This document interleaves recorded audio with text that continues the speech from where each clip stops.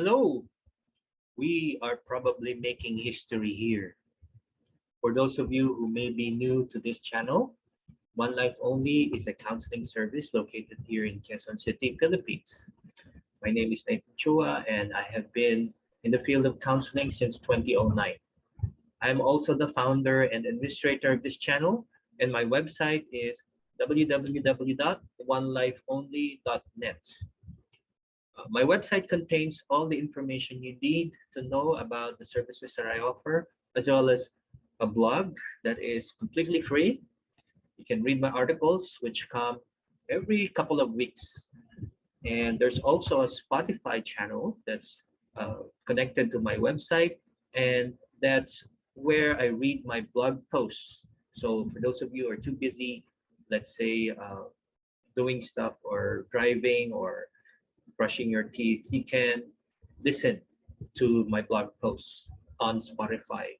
Just look up One Life Only Counseling Services channel. And this video that you're about to see is no exception.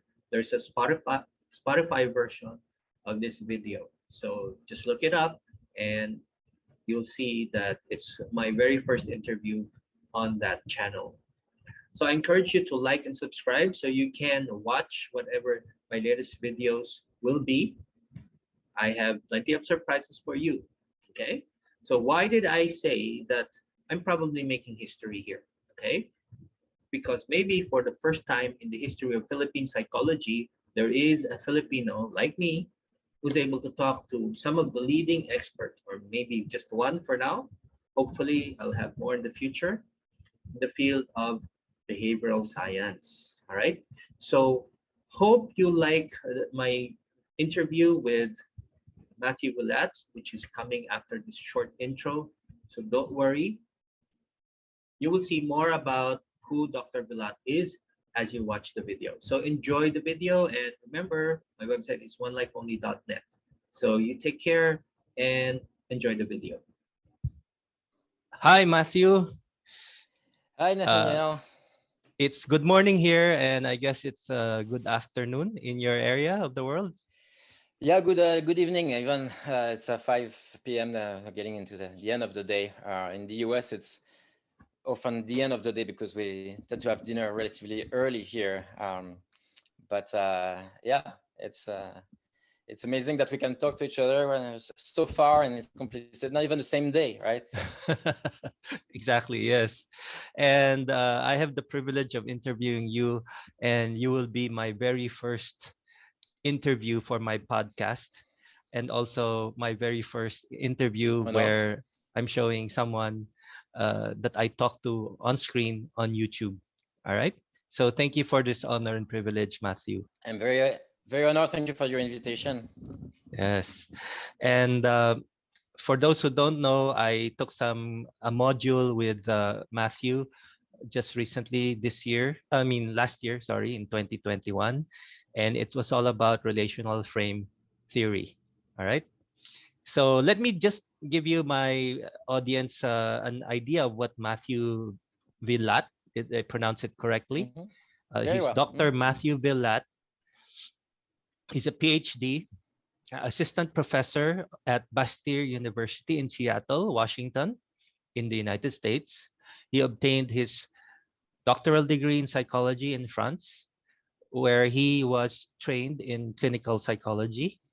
And he moved to the US in 2010 to complete a postdoctoral fellowship at the University of Reno, Nevada, Reno, under the mentorship of none other than the instigator, that's what he wants to call himself, of ACT or RFT.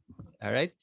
And Matthieu Villatte is also the author of numerous books and chapters on mindfulness, acceptance, experiential therapies, and contextual behavioral science, just such as the first manual published in French on acceptance and commitment therapy. Wow, that's historic. Okay. So, and also the book, and it's available if you're in the Philippines and you have a hard time getting a hold of his book. It's Mastering the Clinical Conversation, Language as Intervention, co-authored by Jennifer Villatte and Stephen Hayes. All right. So it's available on Amazon on ebook, and I think some publishers, I mean, the publisher of the book also has it in ebook format. Okay. Yes. So he has facilitated over 100 clinical trainings in the US, Canada, Australia, New Zealand, South America, and Europe. And over the past few years, he has run dozens of online trainings, gathering participants from all continents. So, welcome to the Philippines. This is your first time being interviewed by a Yeah, Filipino.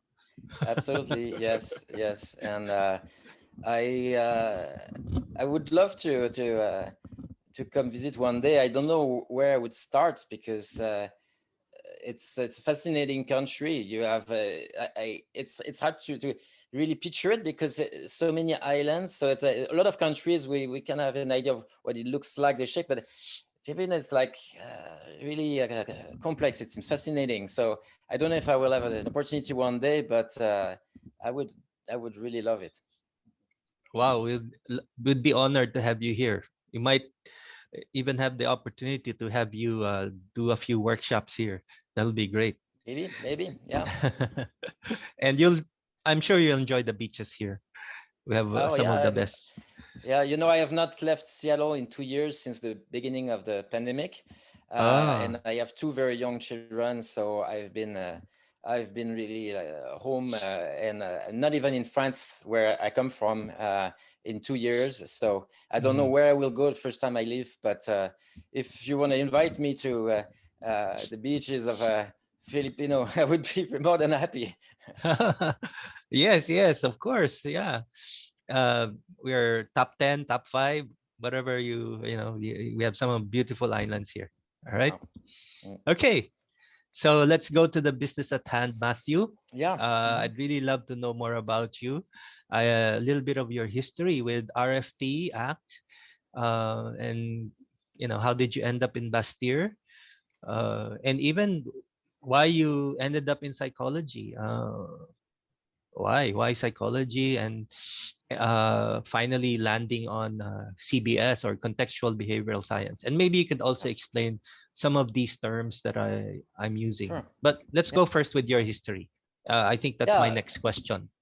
Mhm. You know, you'll see probably during our conversation that in a way my answer is the same for all the the questions because the, for me there's a sense that really everything connects, you know, everything's connected. And the reason why I got into psychology, the reason what is RFT, why I came to West, I feel like, oh, but it's the same answer. It's the same answer. It's the same answer. So I always say that because maybe you can pay attention to that as we have a conversation, because it's not going to be literally the same answer, but there is a lot of connections for sure. If you look at from a certain perspective, like for example, why did I choose psychology? Mhm. Yeah. It's so first, first you choose this path after high school, so it's Yeah. uh, around 18, and it's really the time when in France you choose. It's a pretty strong choice. It's not like in the US, for example, where you go to college for a few years and Uh-huh. you make some choices in terms of major, but it's still Uh-huh. pretty general Uh-huh. before you make a more clear choice of what you're going to do, like med Mm. school Mm. or psychology. In France, you decide earlier. And so that means that right away at 18, basically, I decided I'm going Mhm. to have a career in psychology. Mm. And it's kind of weird because it's not a topic that is studied in high school. Mhm. So, you know, not like math, for example, or geography or things. If you decide to study that, you're like, I know what it is Mm. because I've studied before. But psychology, it's weird because Mhm. it's not literally studied. It's not a topic. Uh. To some extent, we study philosophy in France in high school, actually. So we Mhm. can touch on it, but I didn't that much. Um, but of course, psychology is it's everybody does psychology without Yes, realizing. yes. It's, you Yeah. know, like Mhm. you can't not you cannot live with other people and with yourself without doing some psychology. It's Yeah. you look at how people behave. You have a hypothesis why people do what they do. You do the same with yourself. You reflect on Mm. yourself, on your feelings, your motivation, and you're doing what you're doing, how you're feeling, things like that. So in a way, we're all very familiar with this topic, but studying it and learning theories and then going for a career, it's particular when you've never really done it. And for me, it was first, it was an interest, just like curiosity. It's I think I was always probably fascinated by human behavior, probably even as a child. Some children are more like on the observer side. They seem to get things and to be very interested in social interactions, things like that. And I think that was probably the case for me. I think it tends to be like that in my family. And it's not a surprise, I think, that I chose psychology, because I'm interested in people. I'm interested in understanding why people behave the way they behave. But I didn't have a motivation specific in terms of what I wanted to do with it. And you see, that's an example when I was saying that my answer is going to be the same again and again, is that I was motivated by an intrinsic interest without having a very specific goal in mind. It was really I want to do something that I like, that I'm drawn to it, and we will see where it takes me. It's maybe I was in a fairly comfortable position that I could do it, that I didn't have to get a job right away. But I didn't come from a very wealthy family either. It's a very, very average family. And, I was just my mom, because my dad died when I was 13. So it's not like I could do whatever I wanted either, but I grew up in a familial culture in which the doing things that we're interested in is really important. It's like choosing a career because you're passionate about it. It's you could almost say there was a bit of pressure in a way to think this way, but that's what my parents did. And so I went to psychology because I was really curious about it, and I wanted to learn more about psychology. And then I just kept, in a way, I kept going like that, choosing my path in psychology based on what I thought was the most interesting, not based on what I was the best at, because actually I could have taken certain paths sometimes where I felt like I had better grades, but it's not what I was most interested in. So I progressively I moved forward, and in the master and the PhD, and at every step it was, okay, I'll do the next thing because it's interesting, And at some point I realized, that kind of mentality, it's in way of relating to work, it's actually perfect for academia, because in a way that's what you will do your whole life. You will remain a student. You will keep studying, exploring, and then you also get to share that with other people. And my family, almost everybody is a teacher for a couple of generations. So I think I also have that transmission. So it's like I receive I'm curious about things, and then I'm like, oh, I know all this stuff, and I want to pass it to the next generation or to peers. And it's I could have done something else in psychology, but I think probably it would have looked similar. Probably it would have been made of curiosity and exploration and understanding, and probably also a lot of transmission to other people in some ways. All right, thank you. Wow, that's a very interesting story. And it's kind of a big contrast to our culture, because in our culture, you usually take what's more practical, what makes more economic sense. You're I think saying it's that pretty typical of a lot of cultures. It's not. I don't think mine was typical of France. Certainly not, I would say, of the US. I don't think that much. Maybe a little more to France. That's a little more perhaps aesthetic, and there's this whole existentialism in the philosophy culture, and it's also the way that, of course, the country is organized. There's a certain, like education is almost free, even at the university in France. And there's a lot of social security, the healthcare system, education. It's not like it's completely free, but I think the system is made so that you you can maybe take more time to explore a little more than in other countries.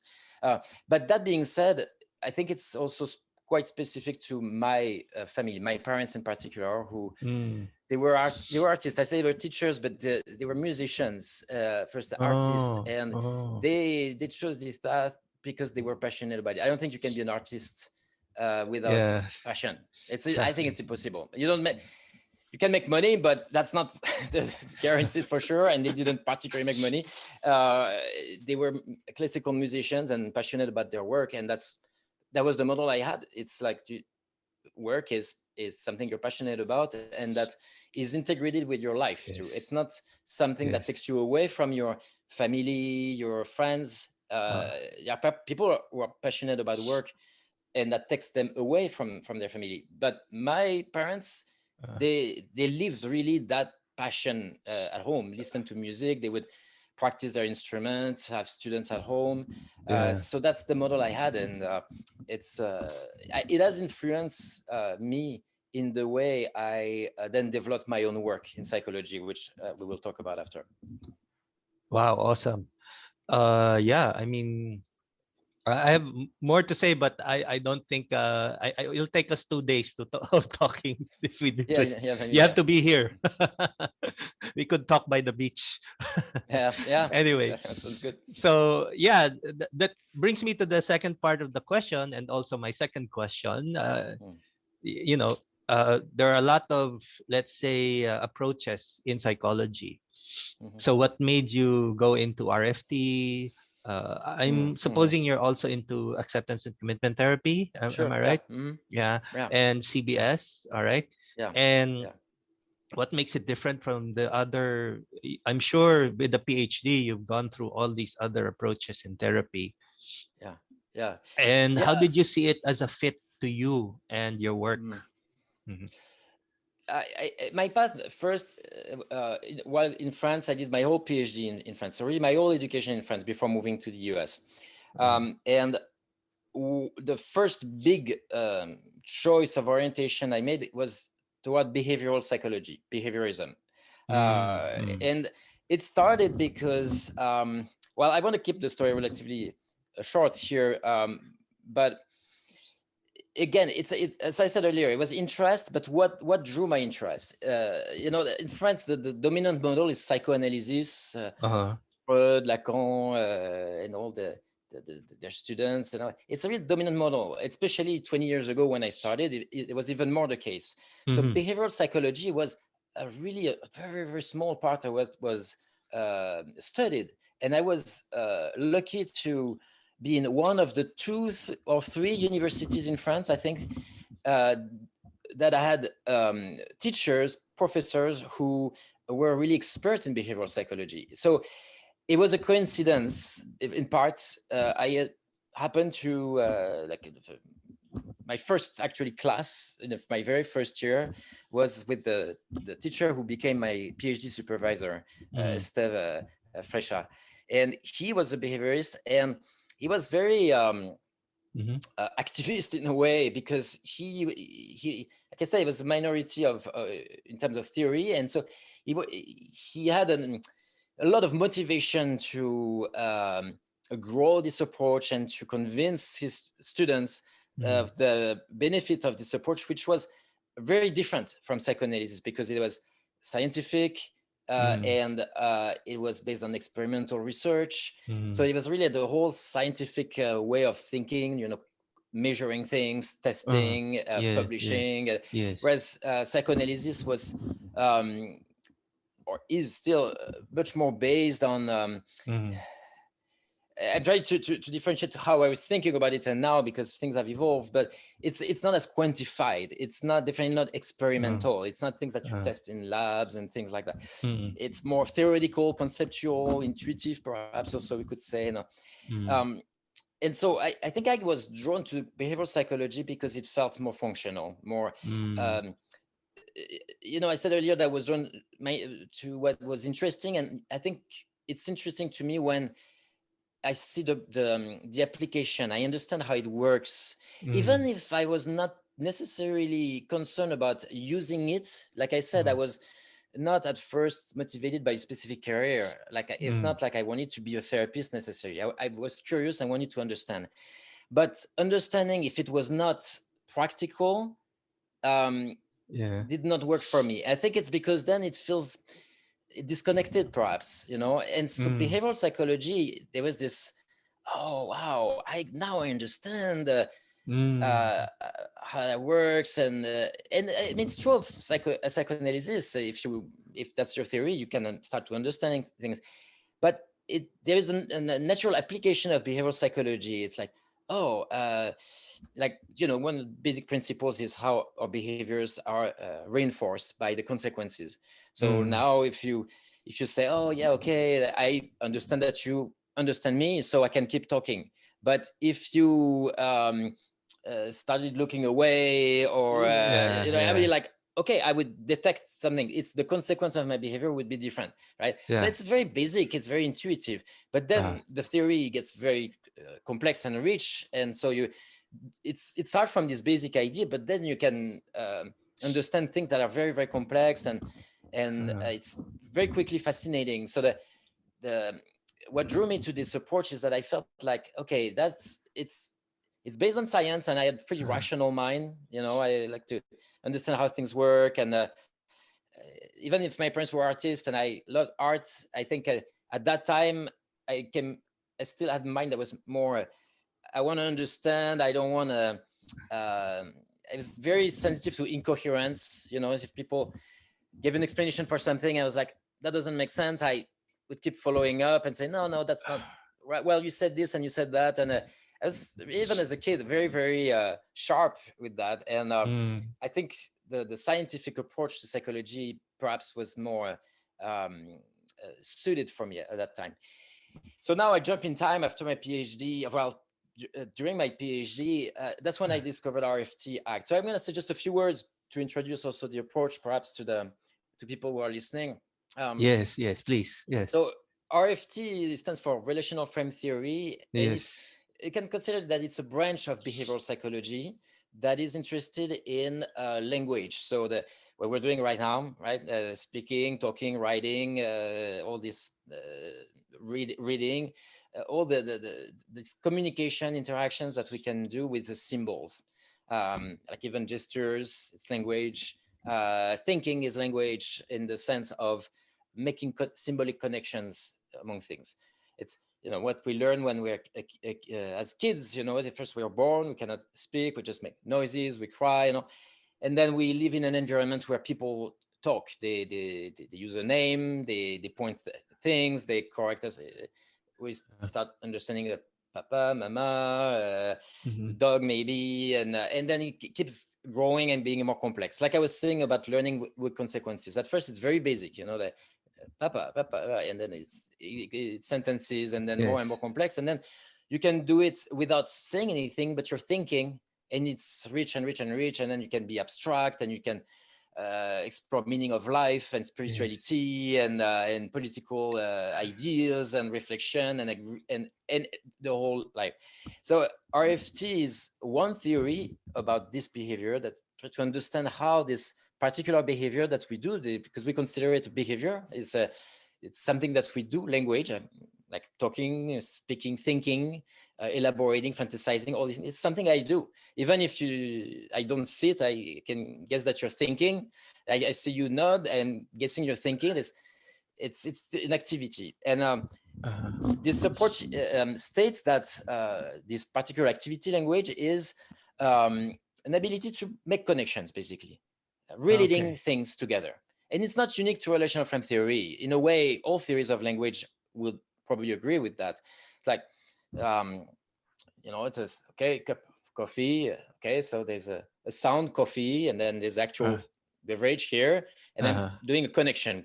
Could say association, but in relational frame theory, we say relation, or we metaphorically we say frame. It's a way of saying it's framed together as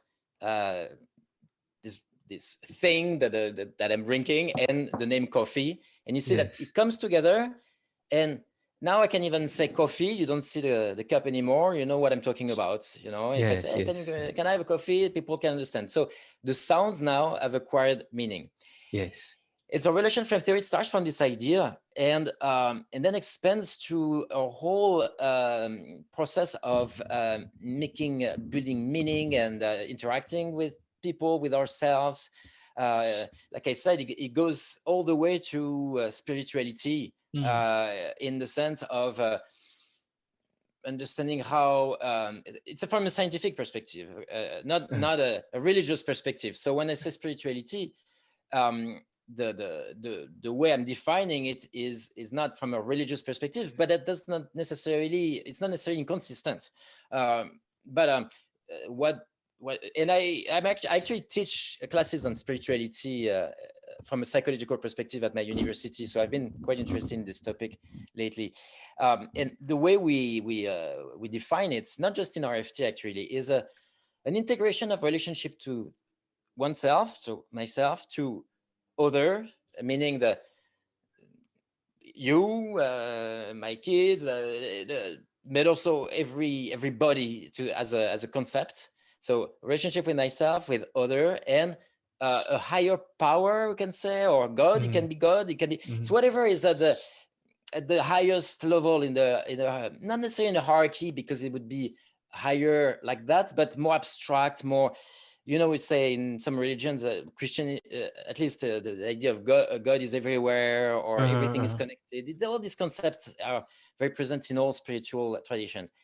And so you see how you can approach it as a relational activity. It's like I develop a relationship to myself, to you, and to the larger context. And all that, if it comes together in a harmonious way, integrated, then we can say that it's spirituality from our perspective, but we can also say it's a harmonious, it's happiness in a way.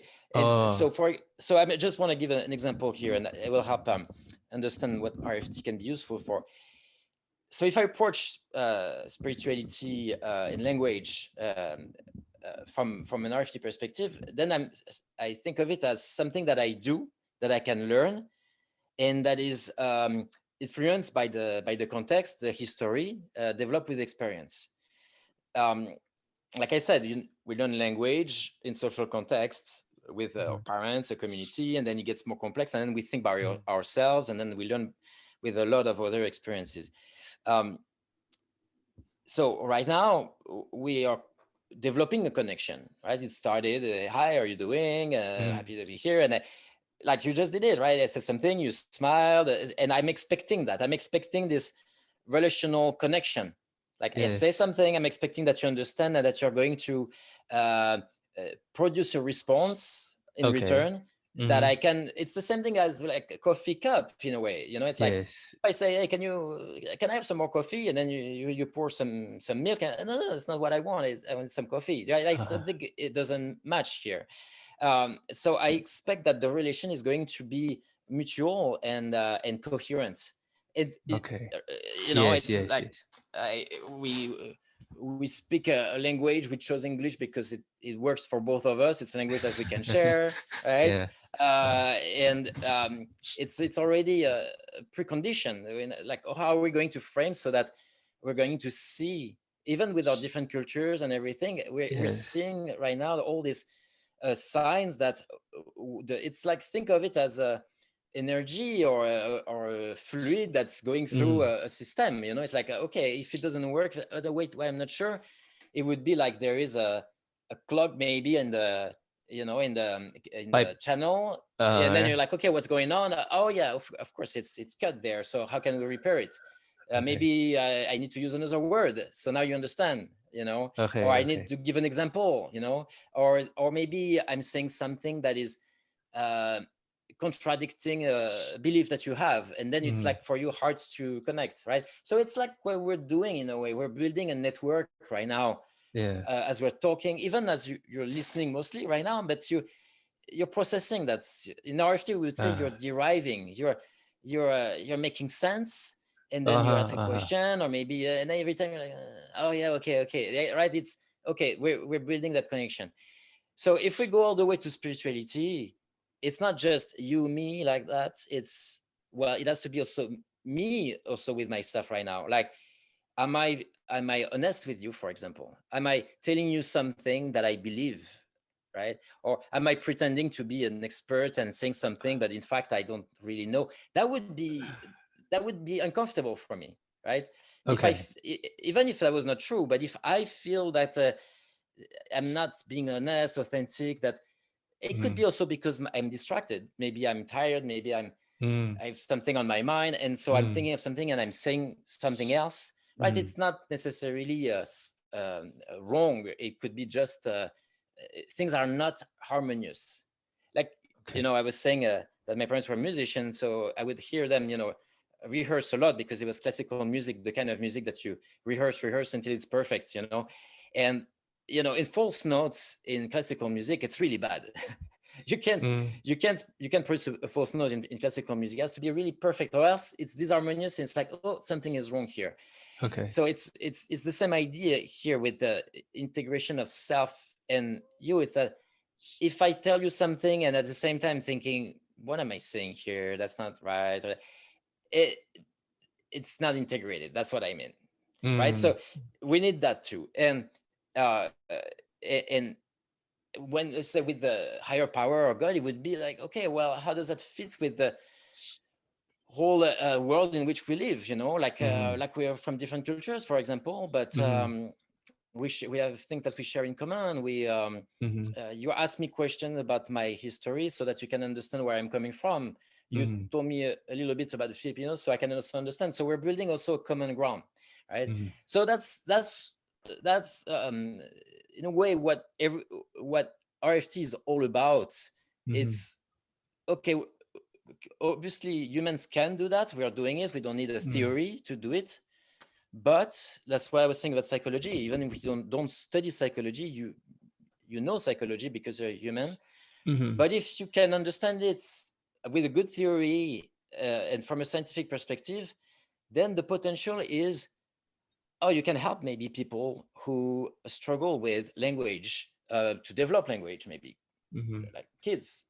And then maybe you can use this theory to help people who struggle with their thoughts, with Mm. try to understand what's going on in their lives, maybe at the Mm. basic level.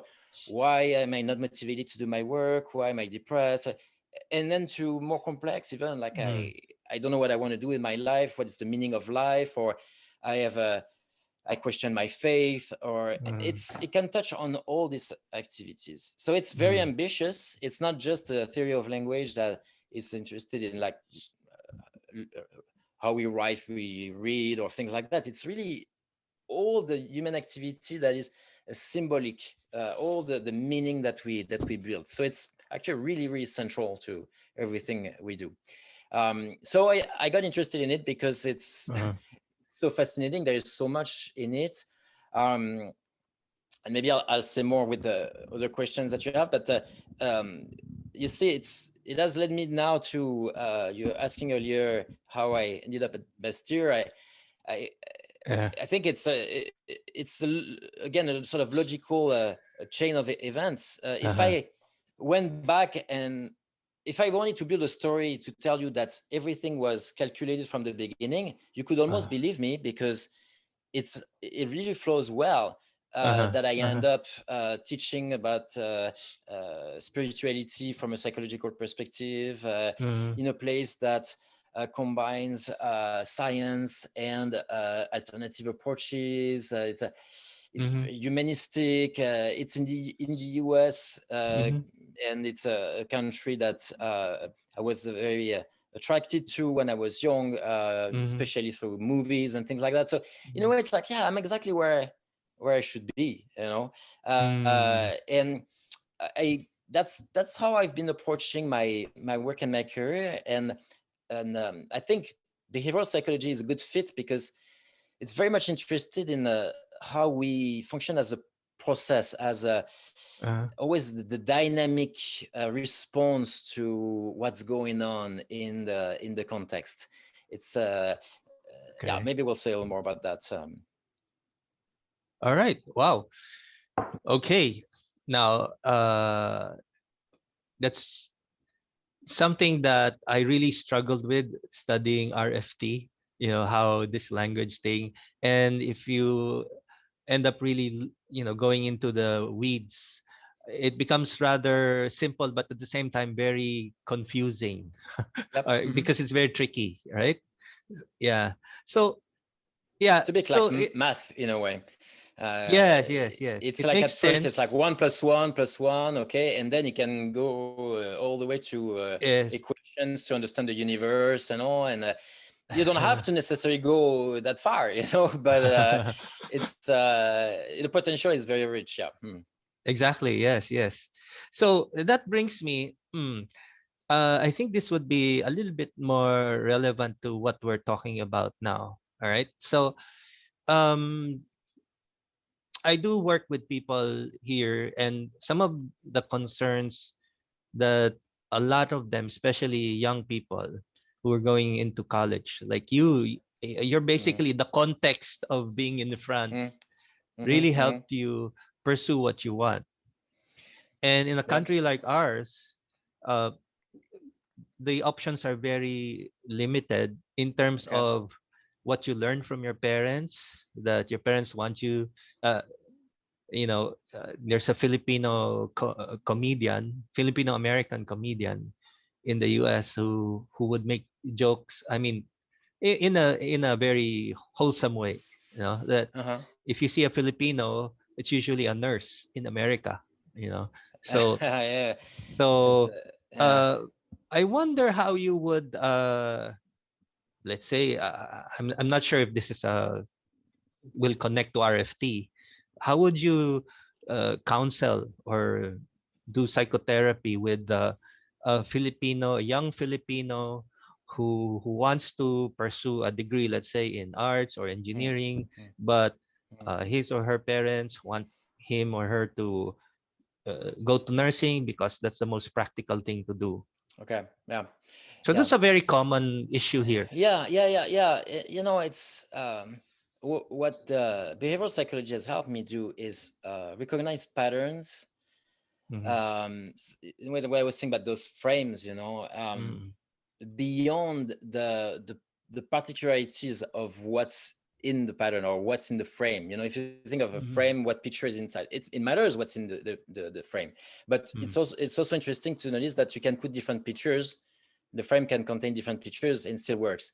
So behavioral psychology, one of the greatest advantages it has to me is that you can get at different levels of understanding, and if Mm. you choose the right one, then you Mm. realize that you do understand or you do know something that can be useful to the question that you're asking. The risk is perhaps sometimes to think that you can talk about anything, have an answer, which is probably not true. But Mhm. when you describe the situation in Filipino in the particular question, I'm like, okay, well, I don't know the context. It's the first time Mhm. I hear about it, Mhm. but Mhm. I'm thinking I'm trying to understand it with my framework, and I'm thinking that the problem that you're pointing is a matter with what I know. It's a matter of let's say, saying relationship integration, right? So his relationship with myself. I'm the young guy student, in Mhm. Filipino, and I'm like, Mhm. okay, I'd like to pursue a career in I Yes, don't yes. know. Example you were saying, maybe therapist you said, or something else, or and Maybe then an artist, or maybe an I like artist. to Okay, be so an artist, yeah, but my parents okay, want me to study, to go nursing, so I okay, can yeah, go abroad. yeah, You know. yeah. Yeah. So my it means like, how do I know that I want to be an artist? There might be different motivations. It could be, Uh-huh. like it's like I'm personality pretty creative, and Mhm. I like to I'm sensitive to beauty and things like that, Mhm. um and then I maybe I've also I've seen Mhm. movies from actors, and I want to be an actor. I wanted to do that actually when I was a kid. I was passionate about cinema, and also it's like, oh yeah, I want to do that. So there's lots of influences, Uh. and then when it seems like everything's coming together, it's like, oh yeah, it's the right thing, right? It's like that's what I know what it is because I feel it in my heart, and it's the right thing to do, and that's my model in life. It's like perfect. But here there's a mismatch somewhere. It's like, oh, Okay. what about the culture? What about parents? They say something else. Yes. And Yes. Yes. so there is a threat to the relationship with parents, perhaps, like what are my parents going Yes. to say, or Yes. Yes. I would like them to be proud of me. But it's not just that. My parents maybe saying something that is very useful to listen to. You know, like they say, well, you know, it's better for you and the future. Trust my Uh, experience. Being an artist, understand when you're 20, but you know, life is hard, and it's good to hear that too. So there's also, we could say, a connection with myself in the future, which I don't know, and mm, my parents don't know it either, but they have something to say about being older and having a whole life. So in a way, they are saying, you know, like right now you're thinking, oh, I'll be fine and I'll enjoy life being an artist, but think also of the future, you know, and okay, and then there's society too, society that's saying maybe different yes. things, you know, like Yes. now with internet, and I'm guessing the people in Filipino and people, they also have access to like the social networks and things like that. It's international. I don't know much about the culture and relationship with internet in a Filipino, but it seems like it's everywhere now. The whole Twitter and Facebook and things like that, and that's a big source of influence that's not just in your own country often. You know, like I was very influenced by the Okay. American culture as a French, Yes. Yes. because it was TV at the time. It was not internet. It was TV, but we're influenced like that. And so the question that you asked, the point to me, I understand it as a matter of integration. It's like, oh, something is not doesn't fit here. What am I going to do? Right? Yes. Yes. Yes. And you know, we experience that every day to some extent. It's like, oh, what time is it? I need to take care of the children, but I also need to make food. And what time is it? And it's like, oh, what? And then we make a decision, right? Every moment is like that. But often we don't pay attention because it flows. If you have a schedule, you know what time you get up, you go to work. So Yes. you Yes. don't have that ambivalence. Everything's aligned. But Yes. perhaps after 10 years doing the same job, at some point you're like, what am I doing here? I'm bored here. So in fact, Yes. there's been a growing inconsistency battle in you that says, nah, that doesn't fit. I want things to be whole again. So now that I've set the context to sort of define the problem at that level, very abstract, then it's like, Uh-huh. okay, and then let's get into the more particular. What is the nature of this inconsistency, of this ambivalence, this conflict? Mm. Is it just the family? Is it just a familial conflict? Or is it Mm. also a social conflict? Is it uh, financial? Is it how, Mm. there's a lot of things that can play there. So in some Mm. ways, the answer would have to be only individual, because, Mm. and as you know, as a therapist, you have to talk with one person and see, okay, why do you want to be an artist? What's important about it? And then, Yes. okay, Yes. what do your parents say? And uh, what how do you relate to your parents' advice? Is it important to you to listen to them, or no, or why? And so you're trying to Mm. clarify a little bit of that. But Uh-huh. if I approach it at a more group level, I need that's where I need more knowledge about the culture Mm. to understand. Mhm. Now, what you describe is, I think, something we can observe in other cultures, and there's always a tension between generations, between Yes. the Yes. traditions and young Yes. people who often want to Yes. change things, and it's part of the always. I think across cultures, there's, even if certain cultures are perhaps more attached to traditions, and certain cultures think more in terms of cycles, return to Mm. things, and versus maybe more linear, where there's always a progression and things change. There's differences across cultures, but the tension between um, safety and exploration, novelty and predictability, I think it's everywhere, even in animals. So the answer is, okay, how do we resolve this tension?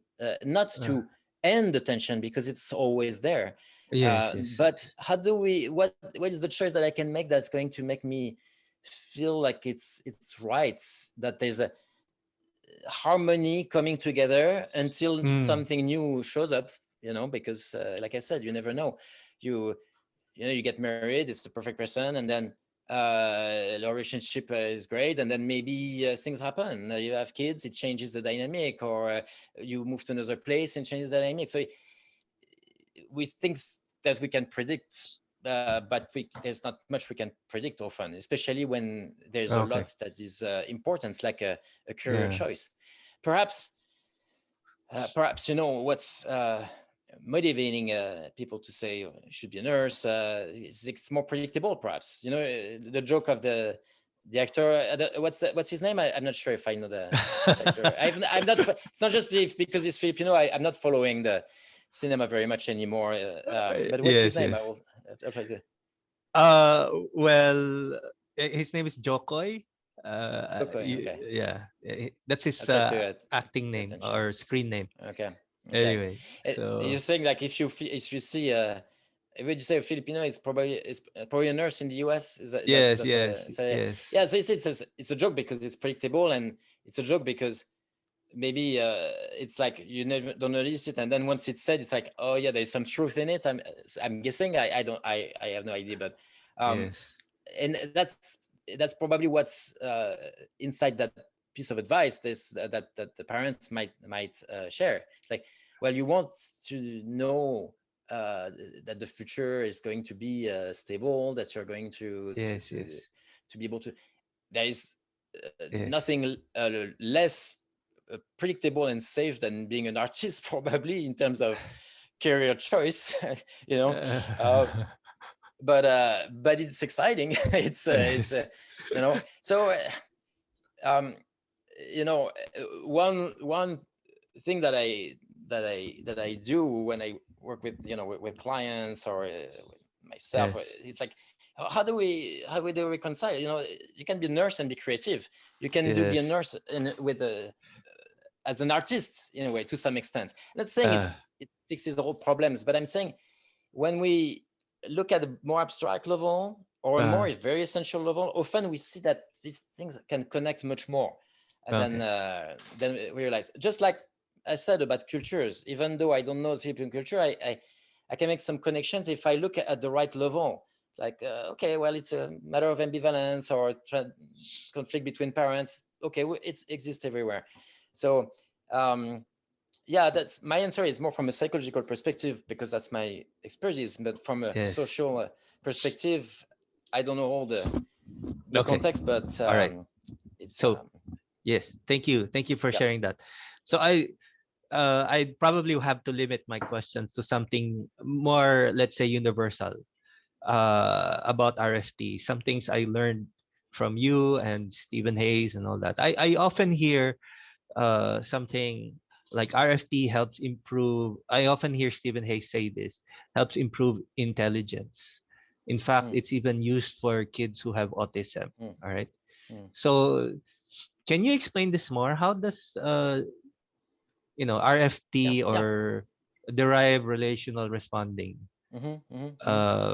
make somebody more intelligent? Is that the word? I'm not so sure. Yeah, you can say it's not my area of expertise in RFT, but I think enough to explain it. So I was saying earlier, the advantage of this approach RFT is to think of language and intelligence also it's a form of language as it's something that we do. It's an activity, it's a behavior. So it means it's something that we develop, we learn, and that to some extent we can shape, we can train, we can look at how it works. I mean, as far as we know, it's something we study, and then maybe we learn how to maybe develop it. And there are RFT researchers in Ireland in particular who have been working for the past 10, 15 years now on programs either to help kids who have the difficulties in particular domains of intelligence. Can be like social intelligence, for example. You mentioned autism, the ability to read emotions, to take the perspective of another person. Like I was saying earlier, like I'm reading your cues and I infer what it means. So that's deriving, asking me derive relational responding. It's a relational response right now, and it's deriving. I cannot read literally your thought, but I'm thinking, okay, if you're doing that, that means that you're focused, or okay. So that there's some people have difficulties in this domain. Some people are very, very good at it. Okay. RFT can help in in this domain, for example, in every domain of intelligence, potentially at least, Mhm. by identifying what particular kind of relational response is Mhm. not developed enough, or could be more fluid, more fluent, more developed, like perspective taking. Like, Okay. am I able to take your perspective to think like, if I were you right now and I would ask this question, what would that mean? Yes. Yes. Or projecting myself in the future, in the past, and maybe there is difficulties in doing it on time or in space, and then you can focus on that and train specifically this ability and Mhm. see if it helps the person then develop that repertoire Mhm. in their lives. And it's research that has been done. It's particularly Brian Roche, Sarah Cassidy in Ireland, other Mhm. researchers who work on these topics. That's what they seem to have seen. I'm not aware of the most recent literature, but it's like, Mhm. by training these abilities, then you can improve. It's a skill, basically, and Mhm. Mhm. then if we think of intelligence, not for people who have difficulties, but just normal people, and can they normal meaning not having particular difficulties, but normally developing kids, for example, and then adults, can we even improve their capacity? It's still something being researched, but my Mhm. understanding is that it seems to be possible to some Mhm. extent, Mhm. and it makes sense given the theory. It's like, I think everybody can experience that. If you spend some time thinking about a topic, and you read about it, and you reflect about it, you talk with other people about it, you become better at it. You understand the problem better, you're able to talk about it better, and if you're trying to resolve a problem, it's going Mhm. to become easier the more Mhm. you relate to that. Just like, anything you learn in your, maybe that's where RFT is particularly good. It's approaching language as, in a way, as any other behavior. Like, Yeah. if you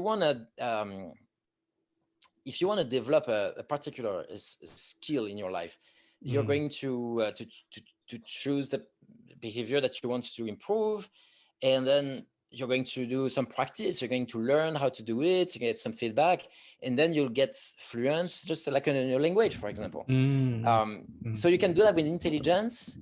Now, Yes. to what extent can we improve intelligence? It's something that I'm not an expert in the domain, and Yes. it's probably still too early to tell. But it seems like RFT can has a potential to Okay. help in All this right. domain. Yeah.